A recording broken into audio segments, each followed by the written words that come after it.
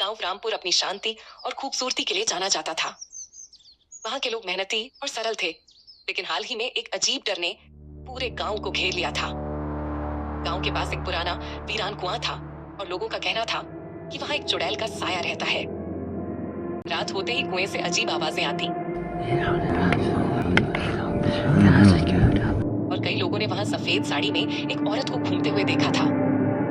गांव वालों ने डर के कारण कुएं के पास जाना बंद कर दिया। खेतों की सिंचाई के लिए पानी की जरूरत थी, लेकिन कोई भी उस कुएं से पानी लाने की हिम्मत नहीं करता था। गांव में अफवाह फैल गई कि जो भी चुड़ैल को देखने जाता है वह बीमार पड़ जाता है या गायब हो जाता है।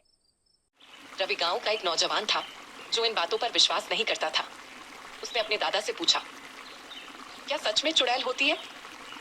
दादाजी ने मुस्कुराकर कहा, बेटा, डर और अंधविश्वास लोगों के दिमाग में होते हैं। जब तक हम सच को नहीं जानेंगे तब तक डर बना रहेगा। रवि को यह बात सोचने पर मजबूर कर गई।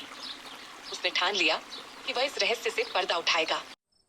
एक रात रवि अपने दोस्त मोहन के साथ कुएं की ओर गया। दोनों के हाथों में मशालें थीं और दिल में डर भी था। जैसे ही वे कुएं के पास पहुंचे, हवा अचानक ठंडी हो गई। तभी उन्हें कुएं से किसी के सिसकने की आवाज आई। मोहन ने घबराकर कहा, रवि, हमें वापस चलना चाहिए, ये सच में कोई आत्मा है। लेकिन रवि ने मोहन को रोका और ध्यान से चारों ओर देखा। तभी उन्हें सफेद साड़ी पहने एक औरत कुएं के पास खड़ी दिखाई दी। उसकी आंखें चमक रही थीं और उसके बाल बिखरे हुए थे। रवि ने हिम्मत जुटाकर पूछा, तुम कौन हो? जवाब में एक डरावनी हंसी गूंजी और वह आकृति अचानक गायब हो गई। मोहन डर के मारे भाग खड़ा हुआ, लेकिन रवि वहीं रुका रहा। उसने कुएं के आसपास की झाड़ियों में कुछ हलचल देखी। रवि ने ध्यान से झाड़ियों के पीछे देखा तो उसकी आंखें फटी रह गईं। वहां एक आदमी छिपा हुआ था जिसके हाथ में एक सफेद कपड़ा था। वह आदमी गांव का ही लाला रामू था, जो गांव में पैसे उधार देने का काम करता था। रवि ने चौंक कर पूछा, लाला जी, आप यहाँ क्या कर रहे हैं? रामू घबरा गया, लेकिन रवि ने उसे पकड़ लिया।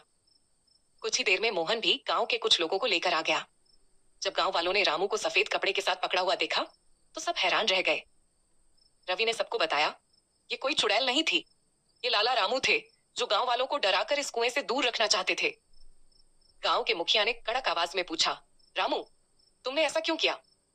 रामू ने डरते डरते बताया, मैं चाहता था कि गांव वाले कुएं का इस्तेमाल न करें।